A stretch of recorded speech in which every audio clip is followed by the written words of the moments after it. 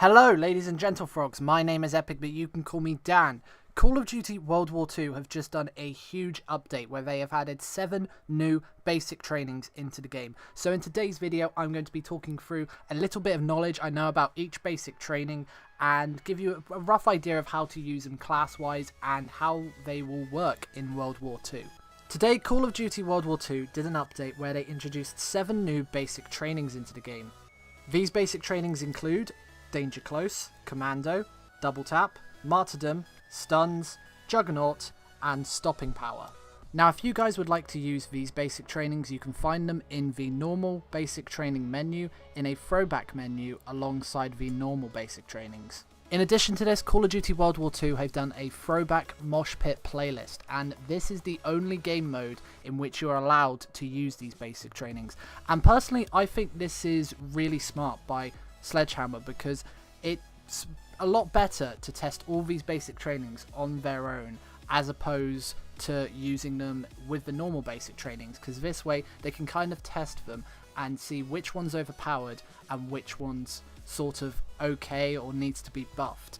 But in this video I'm going to talk through each one in a little bit of detail from what I've managed to gather from the first few hours of them here, and hopefully you guys learned something and hope you enjoy. So starting off, Danger Close is a basic training that gives explosive weapons more damage, including explosive lethals, and as a bonus also grants you free frag grenades. Now you cannot change this, you cannot have free Semtexes or free C4s, it is just free frag grenades. And Danger Close has been around for quite some time. If you're used to the older Call of Duties, it was Sparks in Call of Duty 4, it was Fireworks in World at War, and in Modern Warfare 2 Ghosts and Advanced Warfare it was known as Danger Close, as is it's known in World War 2 as Danger Close. Now Danger Close on World War 2 didn't seem to have as much effect as I would have hoped. Like, it didn't increase the rifle grenade or the grenades to a standard which I thought was acceptable to notice any difference, if that makes sense. Like, I know this leads to noob tubing and spamming, but I didn't think personally using Danger Close normally and then using Danger Close after taking it off, I didn't see that much of a difference between how grenade launchers acted and how grenades acted as range. So I'm not sort of sure how much they've impacted Danger Close by, but I would say it's probably by about 5% extra, maybe 10% extra on like range and power, so nothing too over the top, but then again I guess they don't want to make it overpowered so people would just be spamming grenades. Now moving on to Commando Pro, this basic training increases your melee range and grants you no damage from falling. As well as a bonus, you can melee faster with it. Now this is ideal for knifers, and if you're familiar with Modern Warfare 2,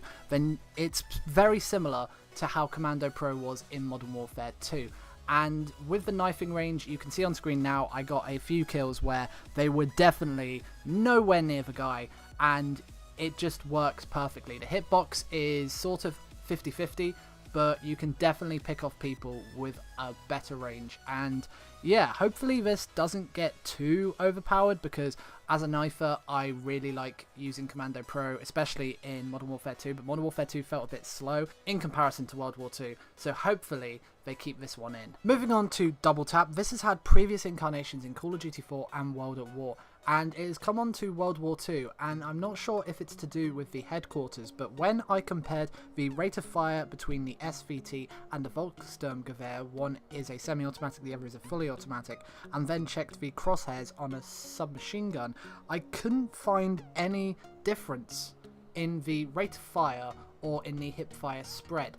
When I changed the perks and I used one with double tap, one without, it didn't seem to do any effect to either. Like, here's an example on screen now. Here is the normal SMG, this is with steady aim, the perk, and this is with double tap. As you see, it's highlighted in purple because it just goes over the normal crosshairs. So I'm not sure about double tap, I don't know how it affects the weapon in any way, but I didn't see any change at all. Next we move on to everyone's favourite perk, Martyrdom. Martyrdom is a perk which is featured in quite a few Call of Duties. I'm not going to list them all, but it was originally a death streak perk in Modern Warfare 3, and now it is just a normal perk where it drops a frag grenade and it goes off in 1.45 seconds. And I tried this quite a bit on V2 by stunning people and letting them kill me just so the grenade would go off and kill them. And yeah, 1.45 seconds.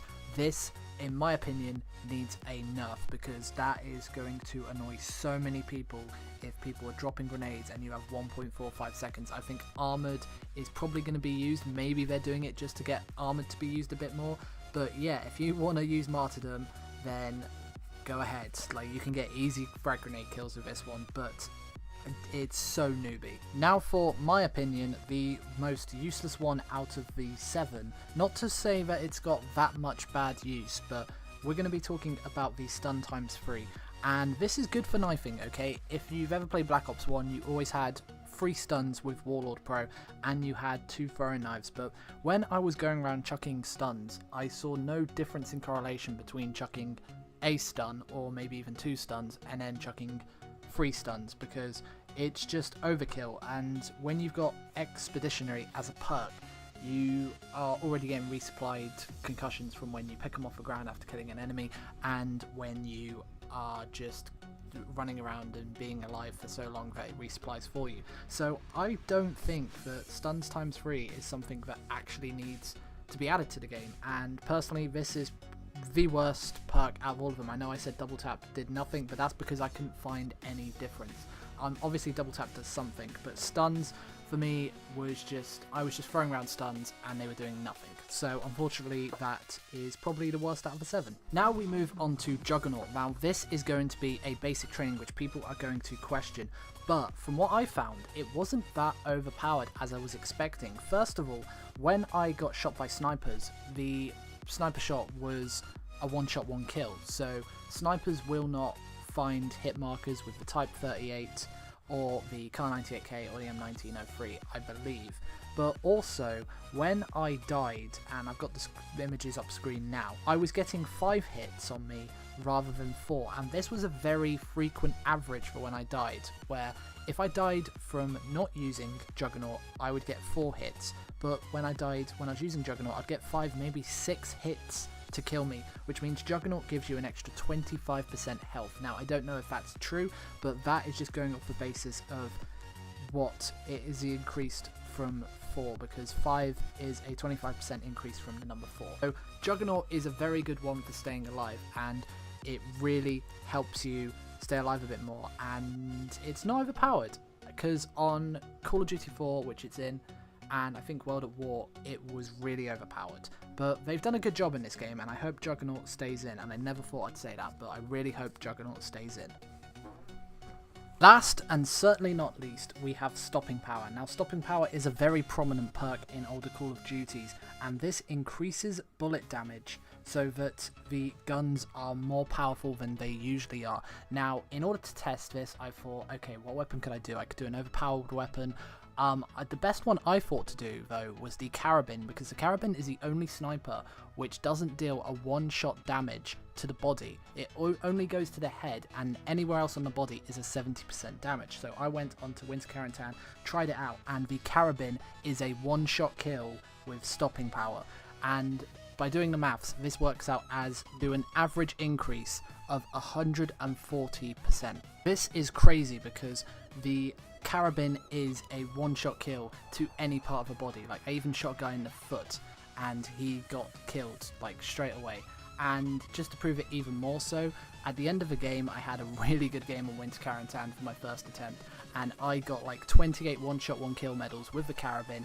Only 4 were headshots, which just goes to prove that Stopping Power is really, really good. And out of all of them, I'd say if you want to use a half decent perk out of all of these, Stopping Power is your one. So that was a rundown of all 7 basic trainings in World War II which have been added today. Hopefully this video helped. If you're new to this channel, please subscribe down below and like the video, and also comment down below if you'd like me to do more of these videos, because I just want to talk quickly. As this video is going up, or probably just a bit afterwards, I will hit 100,000 views on my channel, which is just mind-blowing. Like, I'm so thankful for that. And if you guys want me to do more of these informed videos where an update comes along on World War 2 and I talk more about it in depth and what it means, then please let me know down below and I will do these videos a lot more. But anyway guys, thanks for watching and I'll see you soon. Stay epic.